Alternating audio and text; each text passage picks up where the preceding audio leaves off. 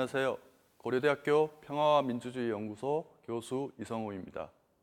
저는 오늘 현재 진행되고 있는 개헌 논의와 관련된 사안 중에서도 선거제도 개편안 중에 하나인 연동형 비례대표제를 중심으로 선거제도 개편안에 대한 말씀을 드리고자 합니다. 연동형 비례대표제를 살펴보기 이전에 우선 현재 선거제도에 대하여 말씀드리겠습니다. 현행 국회의원 선거제도는 소선거구 비례대표 병립형 제도로서 지역구 투표와 비례대표 1인 2표로 투표권을 행사합니다. 당선인 결정 방식은 선거구마다 최다 득표 1인을 선출하는 상대 다수제인데요. 이 현행 선거제도에 대해 몇 가지 문제점을 지적하는 학자들이 많이 있습니다.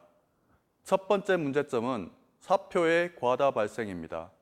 현행 제도는 지역구 후보에 대한 직접 투표로 인물 대표성은 보장할 수 있습니다.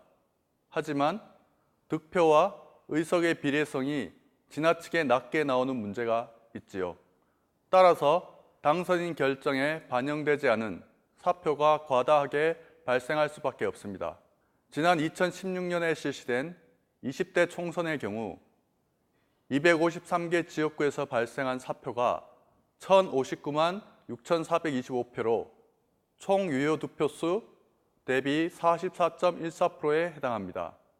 두 번째 문제점은 1위 대표제이기 때문에 인물과 지역 중심 선거 경쟁이 유도됩니다. 1위 대표제 성격이 강해 정당보다는 인물과 지역 중심의 선거 경쟁을 유도함으로써 지역 경쟁 구도를 고착화하고 정당을 중심으로 한 책임 정치를 가로막고 있습니다. 세 번째 문제점은 지역구 대비 낮은 비례의석 비율입니다. 현재 한국의 선거제도는 혼합식 선거제도를 채택하고 있는데 24개국 중에서 지역구 의석 대비 비례의석 비율이 가장 낮습니다. 한국의 현재 지역구 의석 대비 비례의석 비율은 5.38대 1입니다. 24개국의 평균 비율은 2대 1인데 말이죠. 네 번째 문제점은 현재 비례대표의 명부 작성 방식이 폐쇄형이라는 것입니다. 현행 정당 명부 작성 방식은 유권자가 정당 명부의 후보 순위에 영향을 미칠 수 없는 폐쇄형 명부제인데요. 폐쇄형은 명부 후보에 대한 유권자의 선택이 차단되기 때문에 당내 민주주의의 제도화 수준이 낮아 후보의 공천의 공정성과 투명성이 결여될 경우 정당 불신이 확산될 수 있습니다. 물론 장점도 있습니다. 여성과 청년, 장애인 등 사회적 소수 및 다양한 직능의 대표성을 정당이 인위적으로 배정해 구현할 수 있습니다. 따라서 이 같은 문제점들을 가진 현행 선거제도의 대안으로서 연동형 비례대표제 도입을 통한 비례성 향상을 주장하는 정당들이 있습니다. 연동형 비례대표제는 한마디로 독일식 비례대표제로 이해할 수 있습니다. 현재 독일, 뉴질랜드, 스코틀랜드, 웨일즈 등이 채택하고 있는데요. 선거제도 개혁 논의시마다 주요 대안으로 등장하고 있습니다. 연동형 비례제는 기본적으로 정당 투표의 결과로 정당의 총 의석을 결정하기 때문에 비례성이 높게 나타나도록 설계된 방식입니다. 높은 비례성은 선거 결과의 예측 가능성을 높여 정치 시스템에 대한 신뢰 제고와 공정선거 풍토의 조성, 유권자의 투표 참여 활성화에 기여, 다당제 구축에도 용이합니다. 연동형 비례제는 유권자에게 지역구 후보와 정당 명부에 각각 1표씩 행사하도록 하고 정당 투표의 결과로 정당의 전체 의석수를 결정하는 방식입니다. 선거 결과 정당의 의석수가 결정이 되면 지역구에서 획득한 의석을 먼저 채우고 남은 의석은 정당 명부 순서에 따라 비례대표가 채우게 되는 것이죠. 연동형 비례대표제 도입에 따른 기대 효과는 여러 가지가 있습니다. 첫째로는 비례성의 향상을 통해 정치적 대표성과 참여성, 그리고 수직적 책임성을 높이는 데 기여할 것으로 봅니다.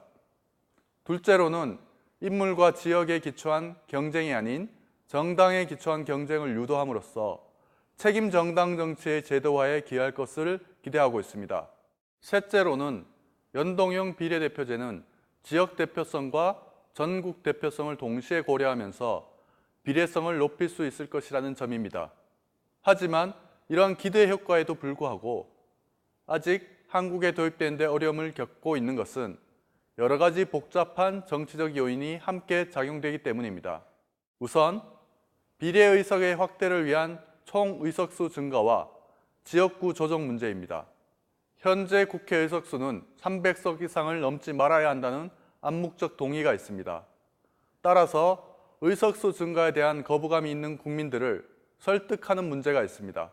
그리고 지역구 조정 문제는 국회의원들의 이해관계의 핵심을 건드리는 것이라 조정이 쉽지 않습니다. 둘째, 초과의석의 발생 문제가 있습니다. 초과의석에 따른 의석수 증가에 대해 합의가 쉽지 않습니다. 셋째, 선거구제의 문제입니다. 연동형 비례대표제의 제도 효과를 극대화하기 위해서 현행 소선거구제에서 중선거구제의 변경을 주장하는 분들이 많이 있습니다. 소선거구에서 중선거구제의 변경도 많은 저항과 어려움이 예상됩니다. 넷째, 지역구도를 해소하기 위해서 비례대표제를 권역별 비례대표로 변경하자고 주장하시는 분들이 있습니다. 따라서 전국 단위로 할지 권역별 비례대표제로 시행할지에 대한 합의가 필요합니다. 이 외에도 실질적인 도입 논의 과정에서 각 정당 간 이해 득실에 따른 여러 가지 많은 쟁점들이 등장할 것으로 보입니다. 정당의 지역구 의석이 정당 득표로 정해진 배분 의석보다 많은 경우가 발생하는데요. 그 잉여 의석은 초과 의석으로 인정이 됩니다. 비례 의석의 비율이 낮거나 유권자의 분할 투표 성향이 두드러질 때 이러한 초과 의석의 발생 가능성이 높아지는 것이죠. 초과 의석은 정당이 얻은 득표율에 비례해 배분된 의석보다 많은 잉여의 의석을 의미하기 때문에 그 규모가 클 경우 비례성의 저하와 의원 정수의 유동성을 초래할 수 있습니다. 초과 의석의 발생을 억제하는 가장 실효적인 방법은 비례 의석의 비율을 높이는 것입니다. 하지만 현행 소선거구제 방식에서 비례 의석의 비율을 확대한다는 것은 현실적으로 지역구 의석을 감축하거나 전체 의원 정수를 확대하는 것을 의미하는데요. 때문에 지역구 의원들의 반발이 예상됩니다. 또한 연동형 비례제가 인물 대표성과 비례성을 조화시킬 수 있도록 하기 위해서는 초과 의석의 발생을 최대한 억제하도록 설계할 필요가 있습니다. 그래서 항상 연동형 비례대표제와 중선거구제 도입이 같이 논의됩니다. 중선거구제는 선거구당 한 명의 대표자를 뽑는 것이 아니라 두세 명의 대표자를 뽑는 것입니다. 중선거구제는 득표력이 강한 정당이라도 의석 독점이 어렵습니다. 의석 독점을 위해서 복수의 후보를 낼 경우 득표가 분산되기 때문입니다. 중선거구제의 장점은 중선거구제 시행을 통해 선거구를 넓힐수록 인구 편차 기준과 행정구역과의 충돌을 피할 수 있습니다.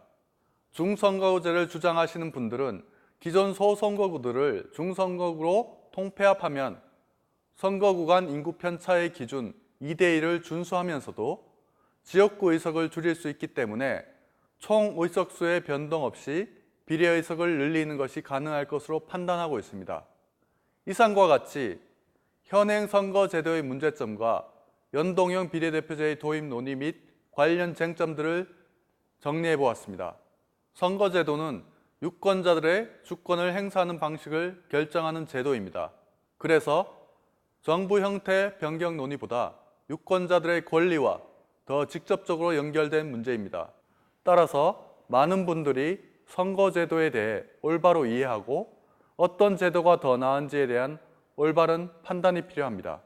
지금까지 제가 말씀드린 연동형 비례대표제에 대한 내용이 유권자 여러분의 이해를 돕는 데 많은 기여가 되었으면 합니다.